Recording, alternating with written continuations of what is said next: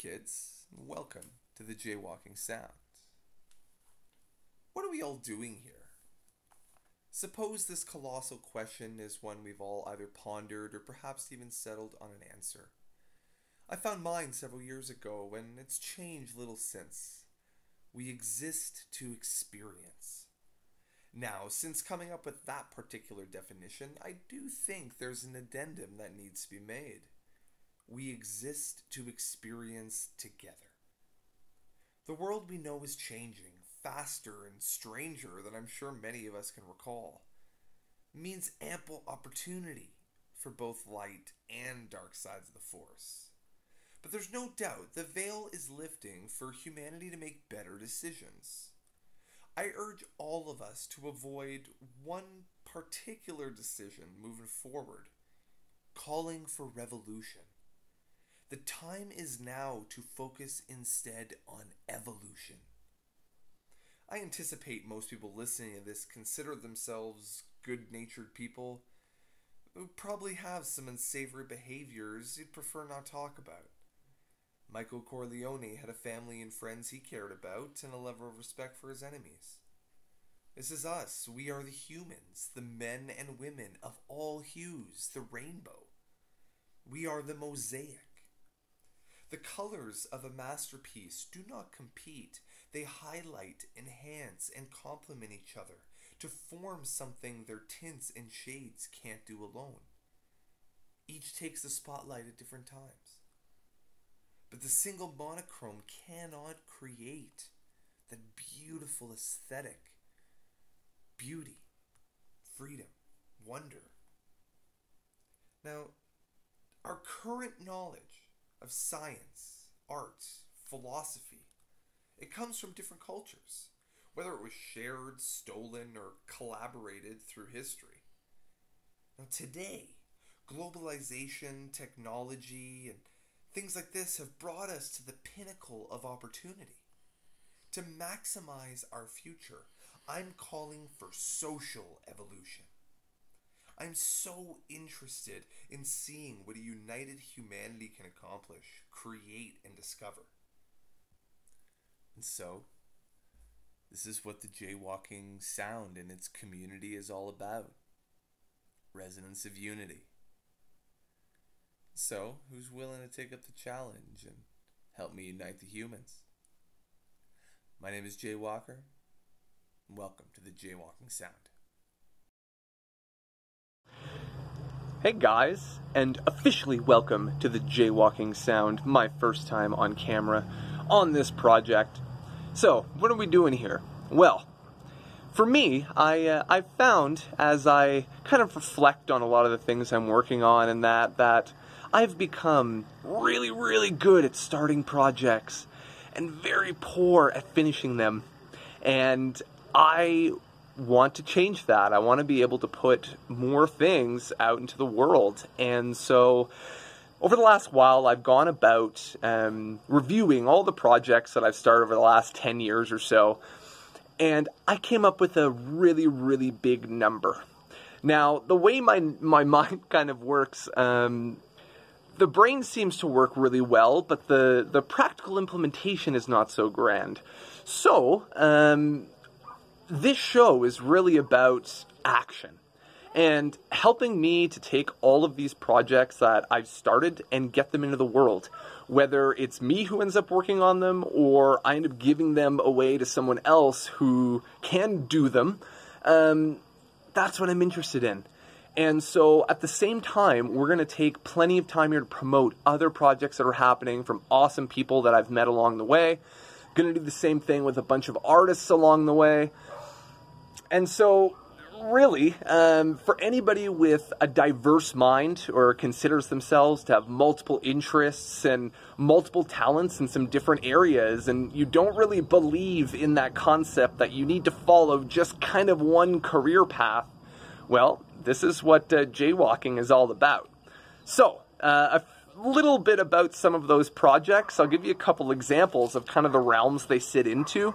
So, I've got business plans, I've got startups, I've got community projects, I've got art projects, I've got language projects, I've got medical research projects, theoretical physics, spirituality and meditation, and I've even taken an attempt at one of the unsolved math problems dating back over a century now. So, some of them, I have full confidence in my brain with some help that I can do them. And I just need kind of the drive, the practical side of things, people that are a little bit better with the body-mind connection as opposed to the mind-body connection, to really get this stuff going. And between all of these things, I just want to see action.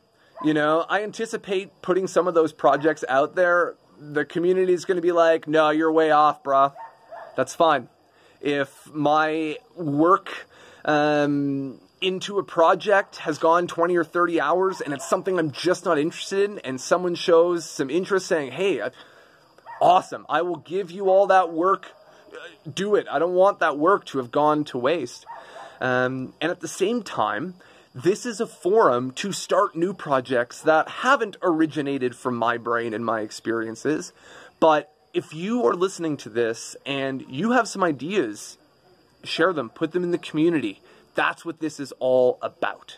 Okay, and so in this initial episode, what I'm going to do is I'm going to highlight just a couple projects that we can get them started. So the first one is the actual show itself.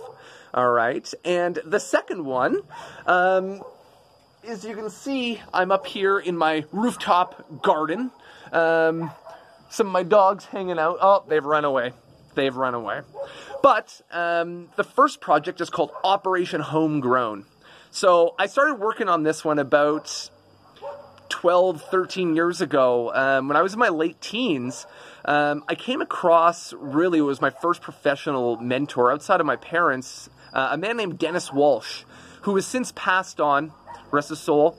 But he taught me so much. He was a futurist. And taught me a lot about sustainability and looking into the future and doing what we need to today to make sure we reach the future. And gardening and food is such a big one. Again, about 5-6 years ago, I worked with a friend of mine on developing a self-sustainable pod that could provide food, water, and energy in an enclosed unit in a kind of a modular space. And we got it to a certain point, and we need it to grow. And so that one I want to get out there. And then at the end of, a couple years ago, hanging out with a friend of mine who has a beautiful garden, he taught me how to make these like hanging tomato plants. And I was like, man, why doesn't everybody have one of those in their hands or in their houses?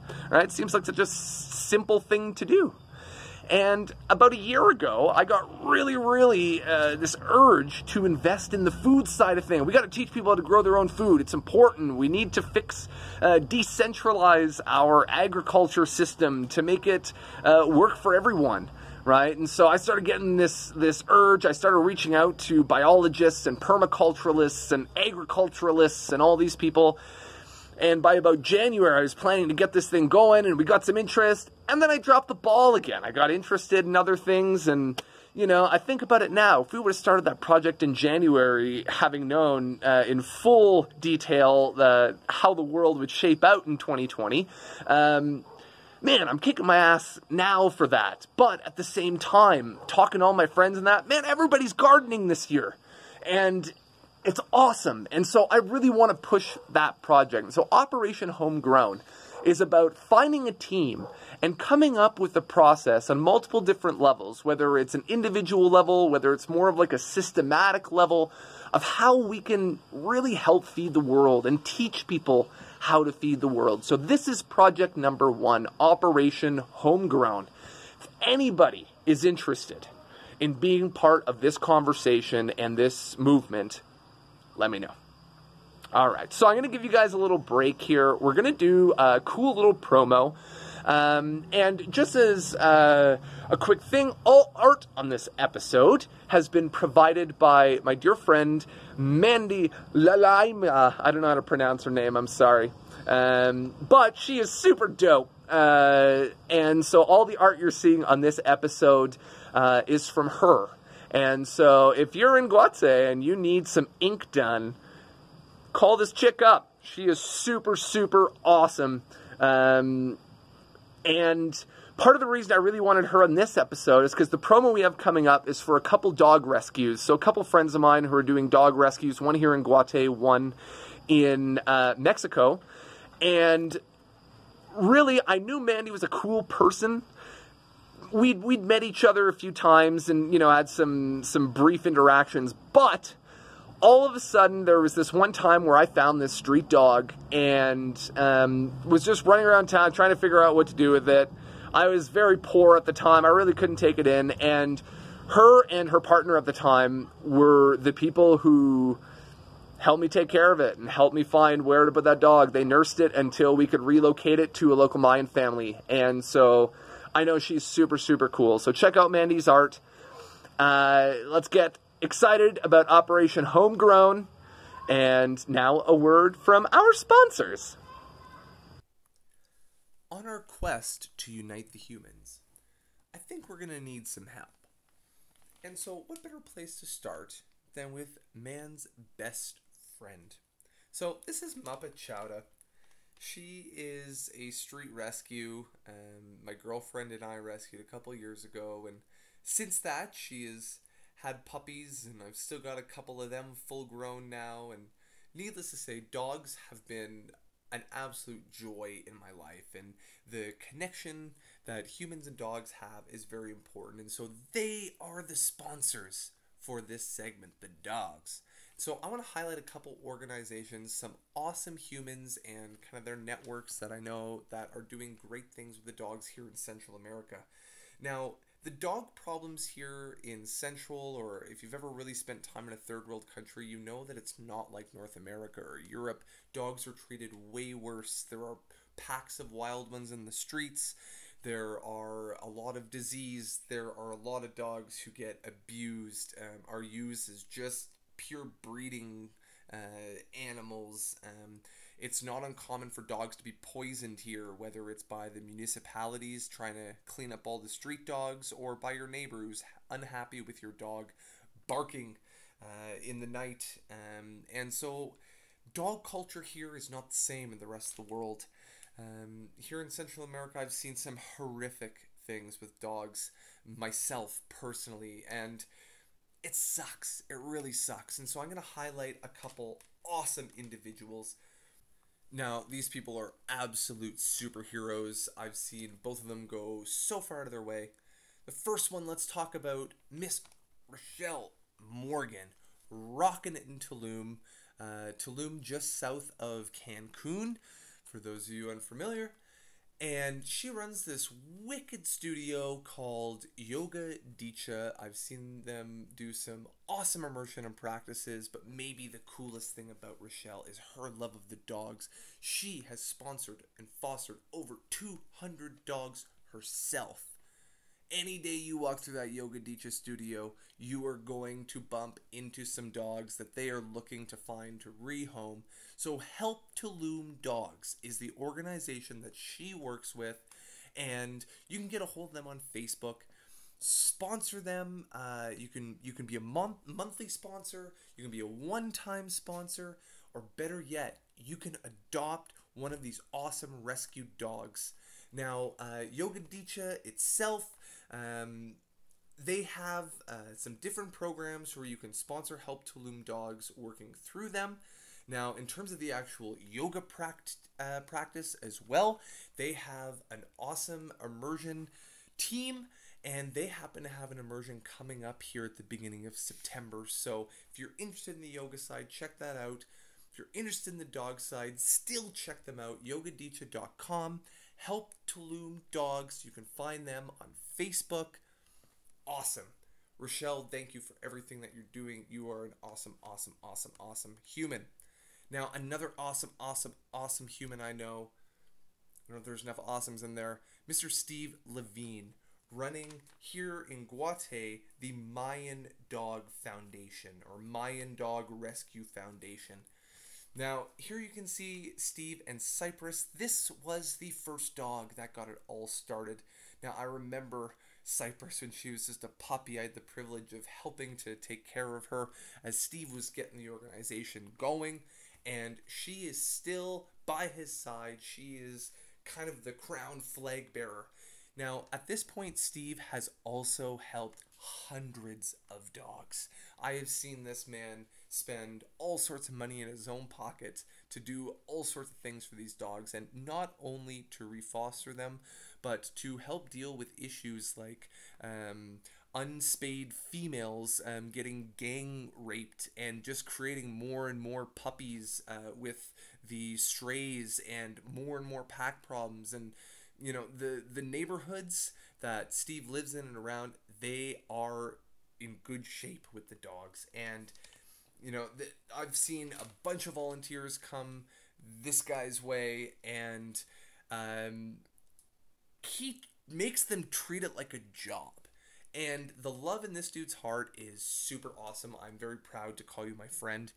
And so the Mayan Dog Rescue, check them out online at the MayanDogFoundation.org.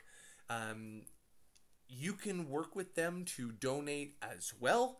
I believe all donations through PayPal for those guys. On the website, you can find them on Facebook as well, the Mayan Dog Foundation. And they are also looking for volunteers. So if anybody finds themselves in Guate, the Antigua area, wants to do some volunteering, let us know. Now, both of these wonderful individuals, again, Rochelle working with Yoga Dicha and through Help Tulum Dogs, and Steve working with the Mayan Dog Foundation, both of these people help to relocate dogs. So if you are looking for a new family member, and you're already thinking about it, and you're sitting in your apartment in New York, or you're sitting on the beach in Cali, or you're sitting in your igloo in Canada, we probably have a friend that we can hook you up with, a lifelong companion. And seeing some of these dogs actually make it to their destination and spend some time with those families, I'm not sure which one displays more joy, the dogs themselves or the families with these new family members coming in. So thank you to you guys and to your organizations. All the links there on the screen. Go and check them out. Go and support these people. They are working from the right heart's attitude. Thank you guys. And let's remember, this show is about uniting the humans. And the dogs can really help. It's important that we remember this one little anecdote I'm going to leave you with. If you lock your girlfriend and you lock your dog in your trunk and come back an hour later, I bet I can guess who's going to be happy to see you.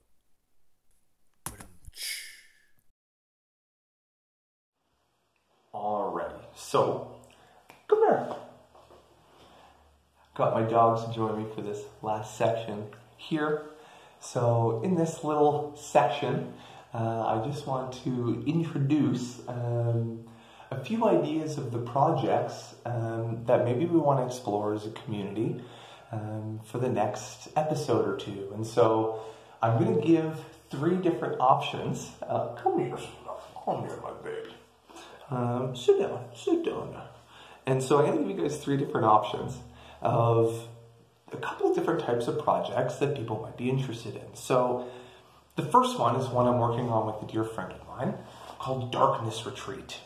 And so several years ago, we started designing a retreat with a psychologist where we could create safe spaces for people to go into their dark sides and to go into their traumas in order to be able to transmute those things.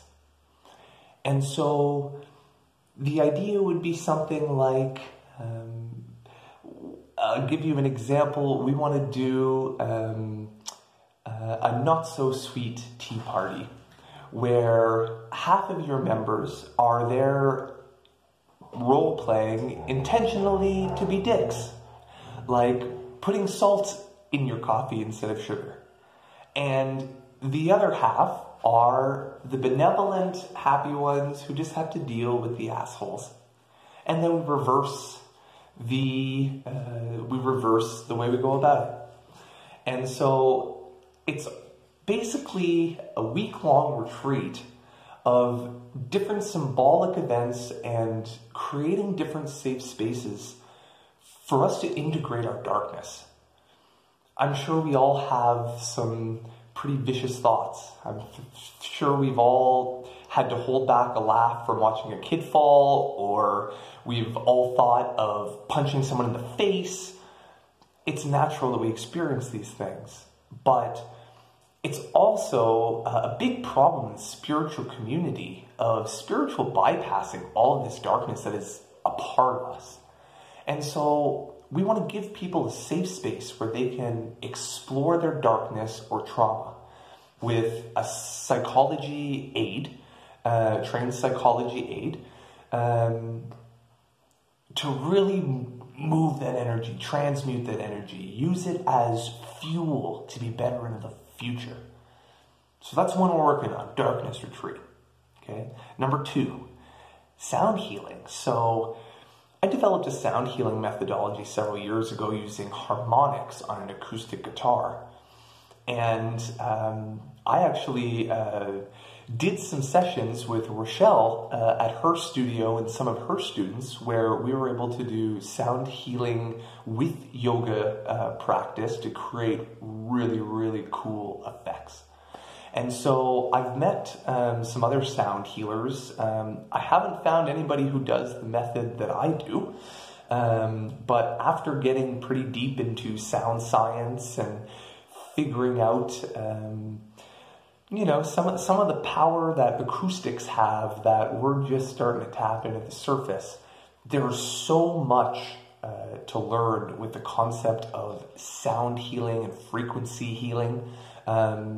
From a very scientific perspective now. And so this is idea number 2. I've got the methodology that I've already developed. I've taught a few people this method. I want to continue to develop the method. I want to make sure the science is completely sound and potentially expand with other sound healers to see where are the integration points for this, especially in kind of the Western side of the world. I've probably done sessions for 100 different people, something like that at this point, and I've had super, super awesome results. And so sound healing is a super, super cool thing I'm super passionate about. And if you guys are also passionate about the concept of sound healing, then that's option number 2 for exploring the next couple. Option number 3. I've been investigating pretty heavy into 3D printing. Now, where 3D printing is at is pretty impressive. Now, most people don't have an option, don't have a specific machine or setup in their house, but it's very possible to do. For about $1,000, you can set yourself up with a pretty awesome home system. And as we scale up, going from about $1,000 to about $10,000 to about $50,000 to about $100,000, $200,000, we kind of have these different layers of what's possible. In terms of 3D printing and how I see it applying in terms of the world, our manufacturing and our distribution and logistics around it is utter nonsense. And 3D printing really offers us a futuristic, realistic opportunity to help decentralize our manufacturing chains and still have them work in a way where producers are able to still provide designs and raw materials and things like this.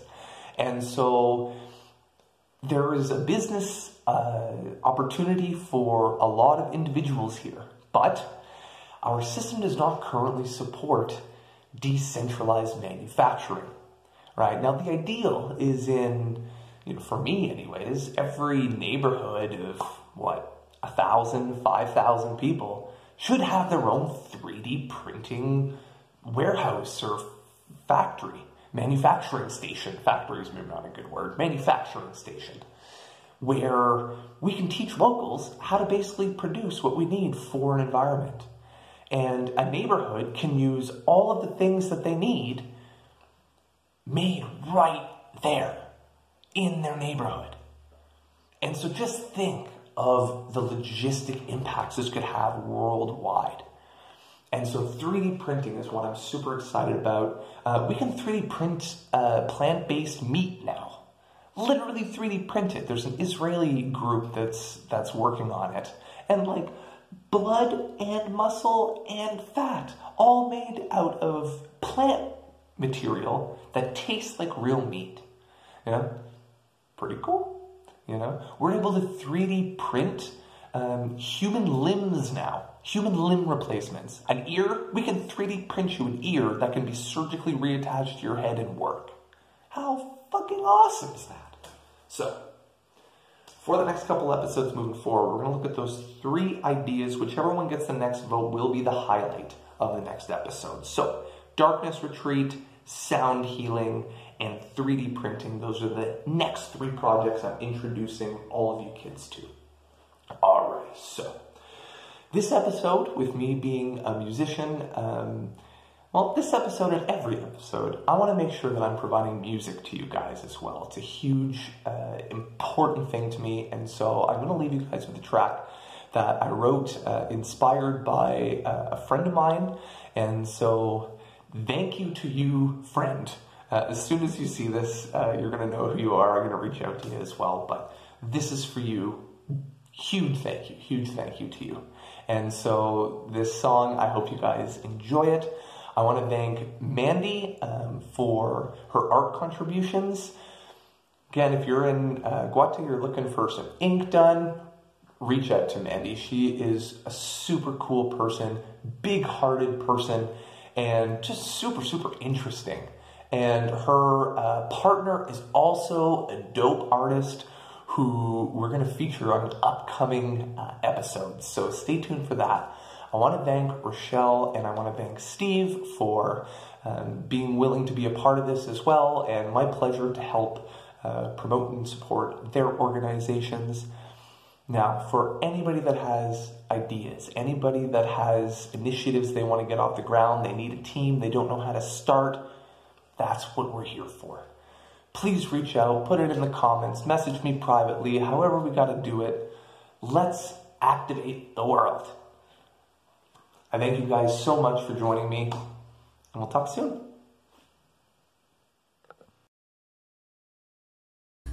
Hey y'all. So this song is called Today I Choose to Smile, and it's written for a friend of mine who just uplifted me this week. And just reminding me how easy it can be to take care of each other. And so, this song is written out of my pitch, and so if anybody with some range wants to come and collab and do the vocals for this, that would be awesome. For now, enjoy. Not every day goes according to my plan, but it takes just one face wearing a smile to turn it all around. Could it be so simple now? Today I choose to smile, but tomorrow I may not have the strength. Today I choose to smile, to help you smile if today you ain't. Won't let you fade, and the only debt to pay, put a smile on someone else's face. I got a friend who's in pretty rough shape. My inbox got a message just telling me to be great. I see you, brother. Thanks for seeing me. Today I choose to smile, for tomorrow I may not have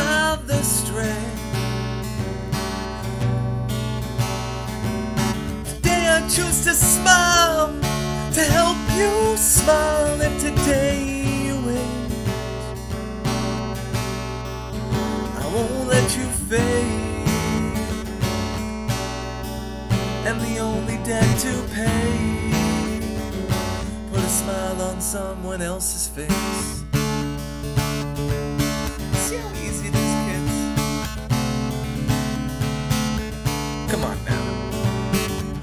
I will smile, I will smile, I will smile, I will smile, I will smile, I will smile for the ones who have no smile. I will smile, I will smile, I will smile, I will smile, I will smile, I will smile for the ones who have no smile. I will smile, I will smile, I will smile, I will smile, I will smile, I will smile for the ones that have no smile. Today I choose to smile, for tomorrow I may not have the strength.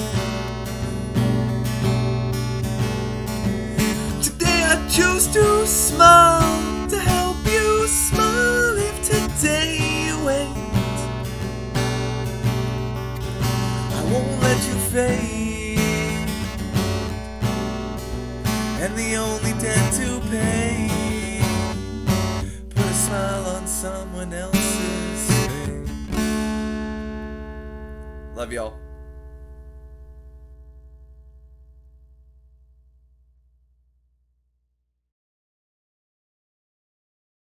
Alrighty, thank you everyone for joining us on the Jaywalking Sound. It's my pleasure to have everyone. Just a few notes, comments, errors, and things to correct on from the episode.